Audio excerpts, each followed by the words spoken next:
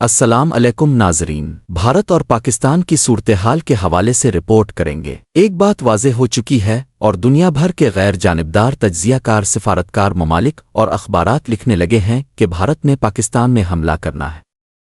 یعنی یہ طے ہو گیا ہے کہ بھارت کسی نہ کسی وقت آنے والے دنوں میں پاکستان کے اندر کوئی شرارت کرنے جا رہا ہے۔ پاکستان کے اندر سیکیورٹی ذرائع یعنی انٹیلیجنس ایجنسیاں اور فوج بھی اس بات کی تصدیق کر رہی ہیں کہ بھارت نے میزائل حملہ کرنا ہے۔ اس کے لیے ہم پاکستان کے اندر تیاریوں کا ماحول بنتا دیکھ رہے ہیں۔ پاکستانی ایئر فورس اور جنگی طیارے نچلی سطح پر پروازیں کر رہے ہیں، انہیں فارورڈ بیسس پر منتقل کر دیا گیا ہے۔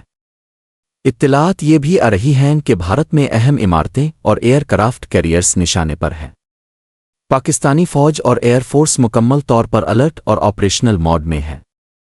یعنی اگر بھارت سرحد پر پاکستان کے کسی حصے پر معمولی سی شرارت بھی کرے تو اس کا جواب اتنے بڑے پیمانے پر ملے گا کہ بھارت کو سنبھلنے کا موقع نہیں ملے گا۔ یعنی یہ صرف آوازیں آئیں گی اور بھارت کو سمجھ نہیں آئے گا کہ کہاں سے کیا ہو گیا۔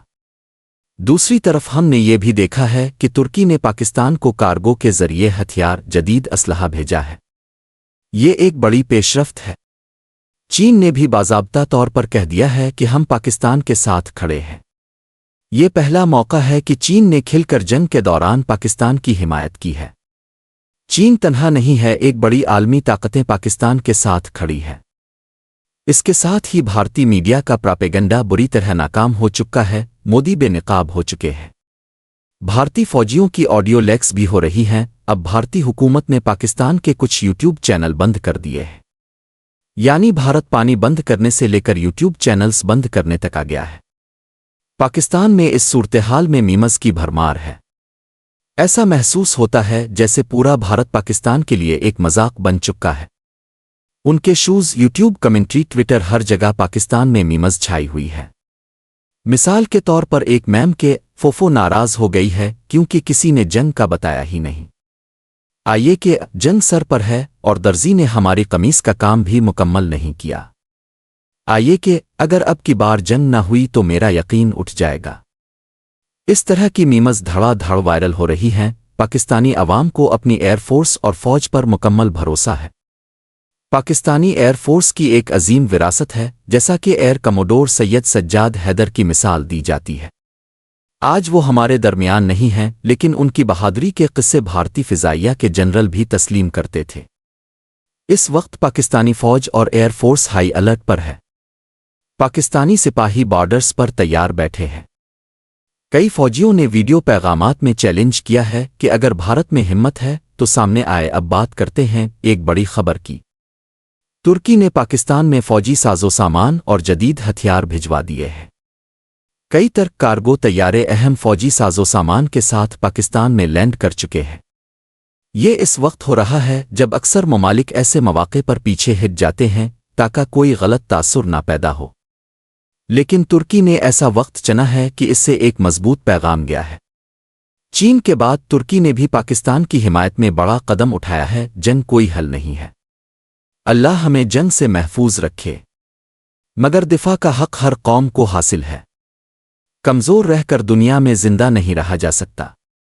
جو بدماشی بھارت دکھا رہا ہے، اسے روکنے کے لیے سخت جواب ضروری ہے۔ مودی، جو کہ اپنی آخری مدت میں ہے اور مقبولیت کھو چکا ہے، اپنی ناکام حکومت کو بچانے کے لیے خطرناک اقدامات کرنا چاہ رہا ہے۔ اس لیے پاکستان کا مضبوط جواب ناگزیر ہے۔ B B C News Urdu کے مطابق چین نے پہلگام واقعے کی غیر جانبدار تحقیقات کی حمایت کی ہے۔ چین نے کہا ہے کہ وہ پاکستان کے موقف کی حمایت کرتا ہے اور امید کرتا ہے کہ پاکستان اور بھارت تحمل کا مظاہرہ کریں گے۔ چین کے وزیر خارجہ وانگ جی اور پاکستان کے نائب وزیر اعظم اسحاق ڈار کے درمیان رابطہ بھی ہوا ہے۔ چین نے واضح طور پر کہا کہ وہ ہر حال میں پاکستان کی خود مختاری اور سلامتی کی حمایت کرے گا۔ چین اور امریکہ موجودہ دنیا کے دو بڑے طاقتور ستون ہیں۔ چین دنیا بھر میں اقتصادی ترقی کا علمبردار ہے، جبکہ امریکہ جنگ اور مداخلت کے ذریعے دنیا پر اثر انداز ہوتا ہے۔ چین کا اعلان کہ وہ پاکستان کے ساتھ کھڑا ہے ایک بڑی عالمی تبدیلی کی نشانی ہے۔ چین کے بیلٹ اینڈ روڈ انشٹوں سے کئی ممالک جڑے ہوئے ہیں، جیسے ملائیشیا، سنگاپور، انڈونیشیا اور افغانستان۔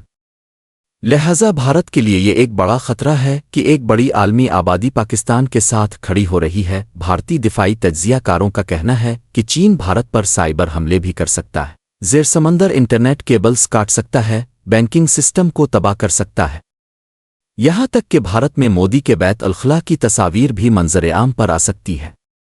اب ایک نیا توازن بنتا دکھائی دے رہا ہے جس میں پاکستان کو عالمی حمایت حاصل ہو رہی ہے۔ آخر میں ایک افسوسناک خبر، پنجاب کی بڑی سیاسی شخصیت محترمہ صنم جاوید صاحبہ کو گرفتار کر لیا گیا ہے۔